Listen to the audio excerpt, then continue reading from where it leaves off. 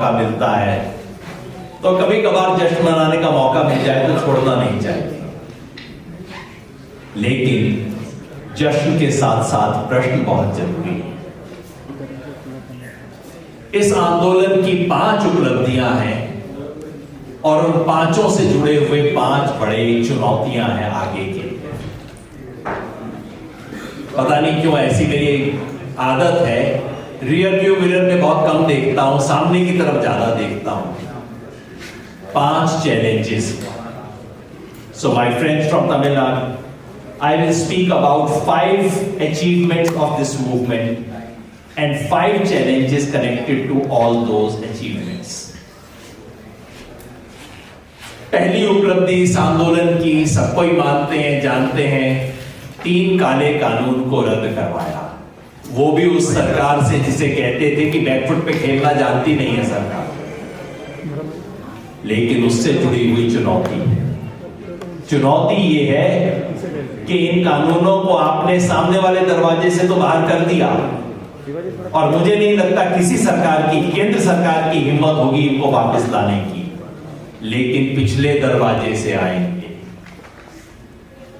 APMC reform के नाम पे कई राज्यों में हो रहा है, कर्नाटका में सबसे खतरनाक काम हो रहा है इस वक्त।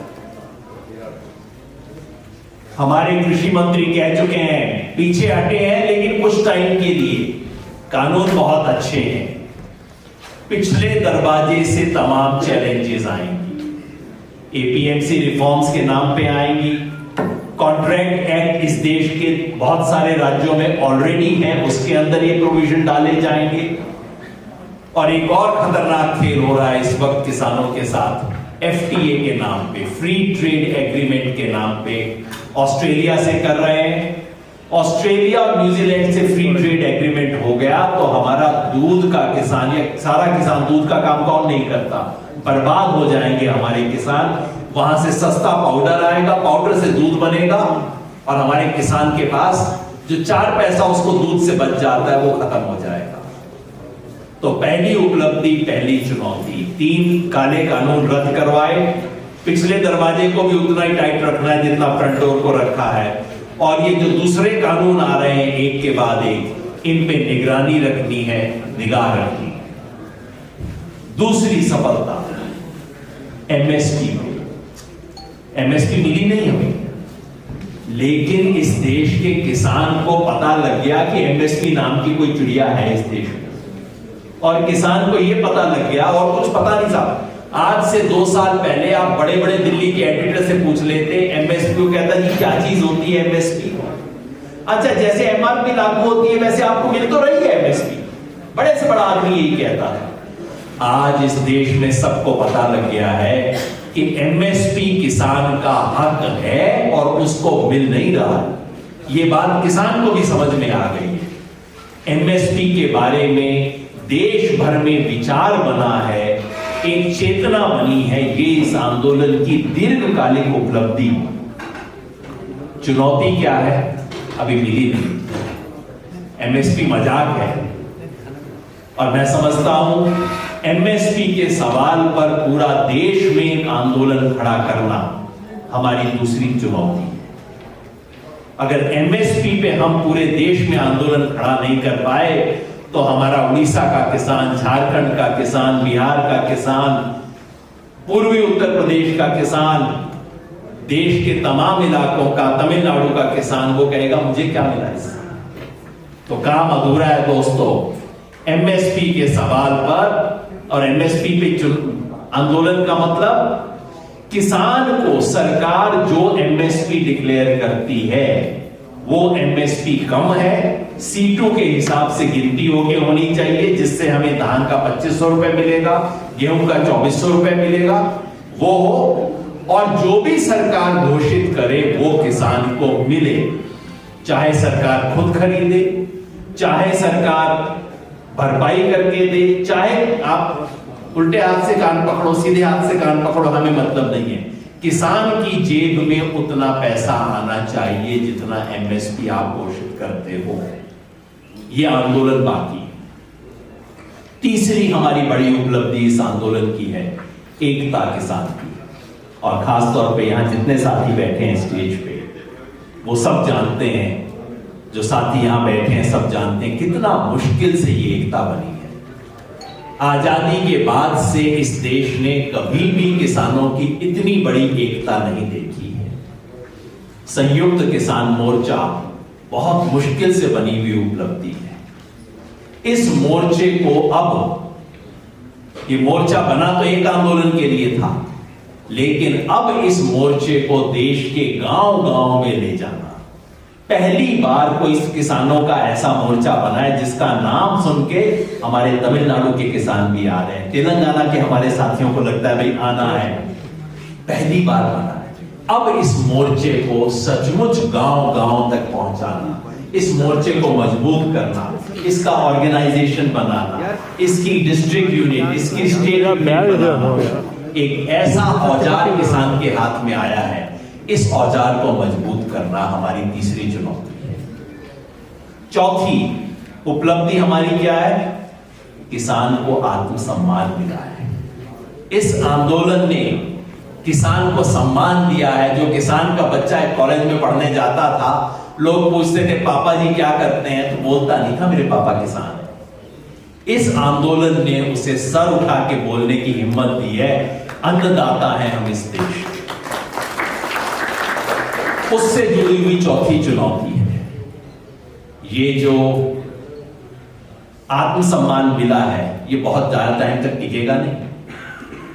लोग भूल जाएंगे, फिर किसान को वैसे ही जूतियां मारनी शुरू कर देंगे जैसे सारी दुनिया मारती है। इस आत्मसम्मान को बचाए रखने के लिए हमें भविष्य की योजना बनानी पड़ेगी। मैं अब खुल के कहता हूं, पंजाब, हरियाणा, पश्चिमी उत्तर प्रदेश में पिछले 40-50 साल से जिस तरह की खेती चल रही है, वो अगले 40-50 साल नहीं चल सकती। चाहे आप कुछ करो, पानी हमारे पास नहीं बचा है, मिट्टी हमारी खराब हो गई है, ये चल नहीं सकती। हमें और ये संयुक्त किसान मोर्चा के नेतृत्व की इस देश में खेती किसानी के बारे में सोचने वाले लोगों की जिम्मेवारी है कि एक नक्शा, एक ब्लूप्रिंट, एक विजन लेके आए, अगले 50 साल हिंदुस्तान की खेती किसानी कैसे टिकेगी, जिसमें उसकी आर्थिक हालात का भी ध्यान किया जाए, इकोनॉमिक्स का भी ध्यान किया जाए, इकोलॉजी का भी ध्यान किया जाए, पानी का, मिट्टी का ध्यान किया जाए और सोशल जस्टिस का ध्यान किया जाए। हमारा छोटा मजदूर, बटाईदार मजदूर, भूमिहीन मजदूर, उसको अगले 50 साल क्या मिलेगा, इसके बारे में एक नया ब्लूप्रिंट, एक नया मैनिफेस्टो, एक नया विजन बनाना हमारी चौथी जिम्मेवारी है। और पांचवा सवाल पॉलिटिक्स का, जिस पे हम बोलते नहीं। मैं अपनी बात कह रहा हूं, इस आंदोलन की पांचवी सबसे बड़ी उपलब्धि ये रही है, इस आंदोलन ने किसान की राजनीतिक हैसियत को कायम किया है। इस देश के प्रधानमंत्री से लेके और छोटे डिस्ट्रिक्ट कलेक्टर तक को पता लग गया है कि भाई किसानों से पंगा नहीं लेना आगे से। राजनीतिक ताकत का एहसास हुआ है। चैलेंज क्या है? चैलेंज मेरे ख्याल से इतनी है, और मैं हाथ जोड़ के निवेदन करता हूं, मैं जानता हूं इस पे अलग अलग राय है हमारे साथी। दोस्तों, अपनी इस राजनीतिक ऊर्जा को छोटे कामों में खर्च मत करो। एक एमएलए, 2 एमएलए, एक सीएम चेहरा, इससे किसान नहीं जीतेगा।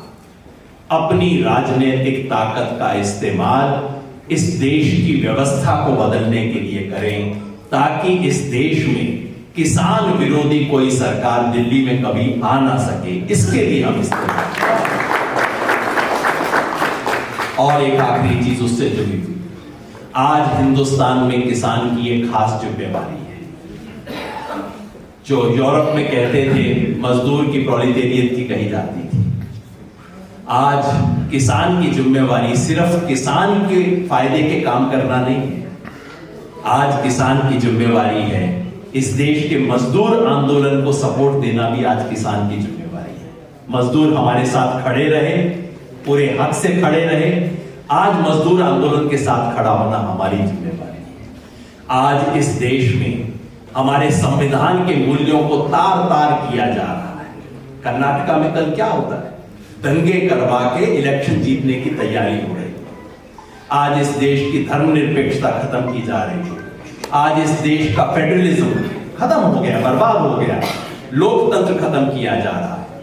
आज भारत को तोड़ने की कोशिश की जा रही है उन लोगों द्वारा जो सर्वोच्च पदों पे बैठे हुए। इसलिए वो तोड़ेंगे और हम जोड़ेंगे। किसान आंदोलन की आज जिम्मेवारी सिर्फ किसानों के लिए 2 पैसा लेना नहीं है, वो तो है ही है। उसके साथ साथ इस देश की एकता को बचाना, लोकतंत्र को बचाना, फेडरलिज्म को बचाना, सेकुलरिज्म को बचाना, हिंदुस्तान के रिपब्लिक को बचाना आज किसान की जिम्मेवारी है। तो 5 सफलताएं, उसके लिए बहुत बधाई, लेकिन 5 चैलेंजेस, 5 चुनौतियां, उसके लिए कमर कसने आगे लड़ेंगे। लड़े हैं, जीते हैं, लड़ेंगे और जीतेंगे। शुक्रिया।